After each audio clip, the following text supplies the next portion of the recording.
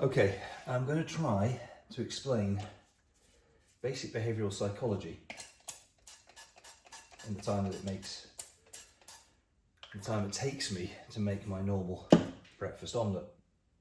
Why am I doing this? Well, very simply because if you are in management or you're in sales or you're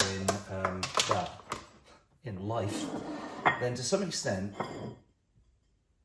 either you are going to want to change your own behaviours at some point, or it will be helpful to help you to influence other people to change their behaviours, to help them, to help themselves, to help you, to help your organisation, and to move things in a direction that you have intentionally designed, maybe to move you towards some goals. What I'm describing basically is sales, management, leadership, marketing. I mean, to some extent, they're all basically behavioural psychology, because what are any of these things if they are not trying to inculcate some level of behavioural change in somebody? So, how can I explain this? I suppose the easiest way is to refer to the work of a guy called B.J. Fogg. Now, B.J. Fogg is a Stanford professor of behavioural psychology, and his model is probably one of the neatest, certainly easiest to understand when it comes to behavioural psychology. And what I like about that is that with that simple explanation, you unlock a lot of very powerful, practical solutions that you can apply in your own life to many things.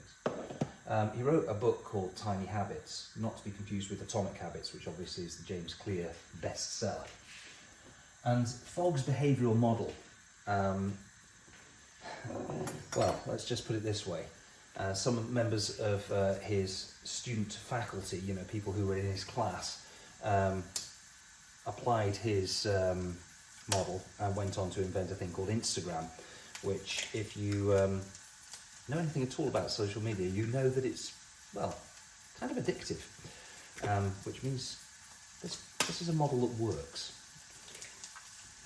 And in fact, when you know it, you know that it works very simply. So just imagine that you've got two axes, a horizontal axis and a vertical axis.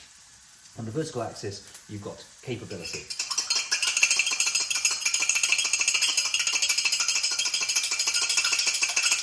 And what do I mean by capability?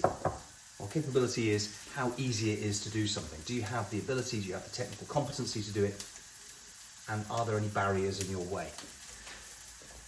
If there are barriers in your way, can you overcome them? And can you overcome them easily? So that's your vertical axis.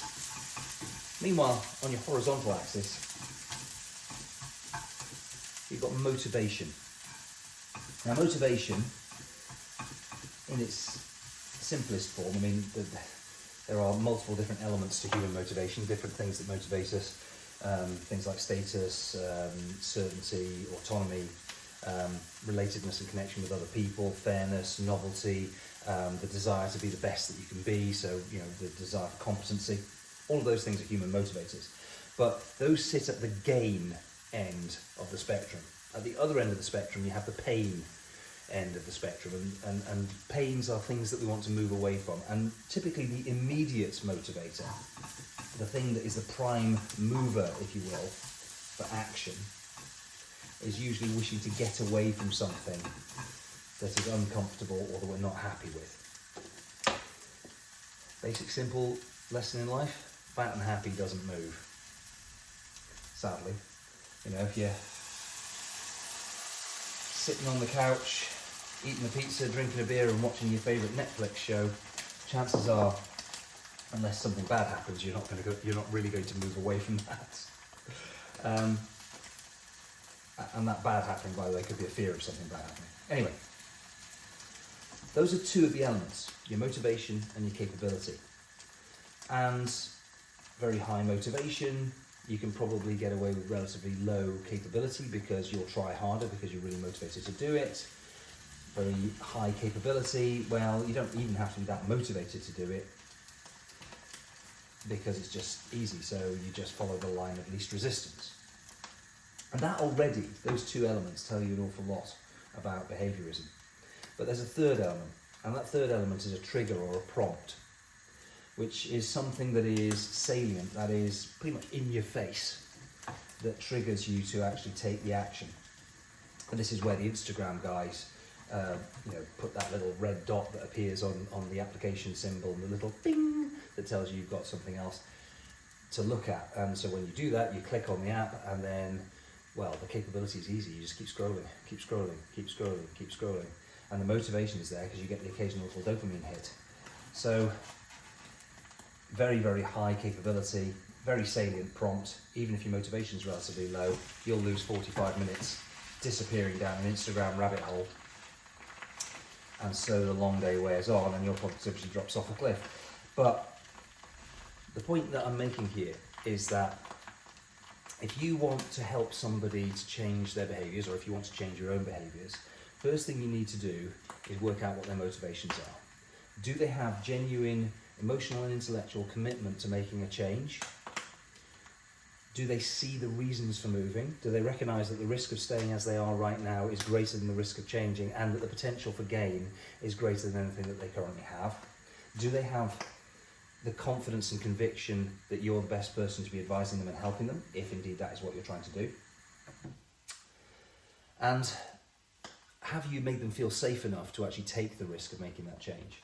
Do they have the ability to do it? Do they have the capability to do it? And if they don't, are you able to bridge the capability gap for them? Can you help them to do that?